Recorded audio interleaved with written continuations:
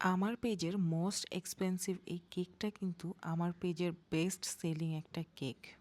কিন্তু মজার বিষয় কি জানেন, এটা কিন্তু আমার পেজের মোস্ট এক্সপেন্সিভ কেক না।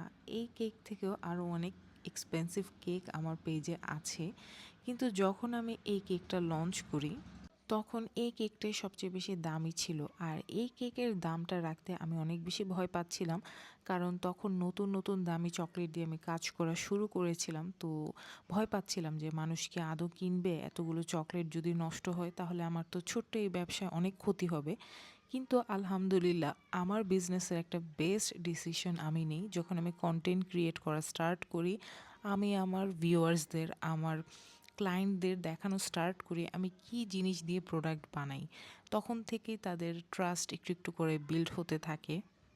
আর আলহামদুলিল্লাহ এখন এই কেকটা আমাদের পেজে one of the best selling একটা কেক।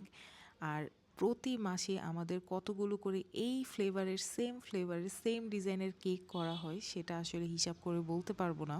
আর একটা কথা আমি সবসময় বিশ্বাস করি এবং বলি, সেটা হচ্ছে বাঙালিরা খাবার নিয়ে অনেক বেশি শৌখিন। আর এই কথাটা আরও বেশি আমি বিশ্বাস করা স্টার্ট করি যখন আমার পেজের কোয়ালিটির সাথে আমি প্রাইসিংটা অনেক বেশি ইনক্রিজ করে দেই, যেন আমি একটা ব্যালেন্সে রাখতে পারি, আমার বিজনেসটাকে রান করতে পারি। কিন্তু আলহামদুলিল্লাহ আমার সেল কিন্তু আগের তুলনায় অনেক বেশি বেড়েছে। আর সবচেয়ে মজার বিষয় কি জানেন, আমি সবচেয়ে গালি খাই এই এক্সপেন্সিভ কেকগুলো নিয়ে, কিন্তু আমার পেজে সবচেয়ে বেশি সেল হয় এক্সপেন্সিভ কেকগুলো।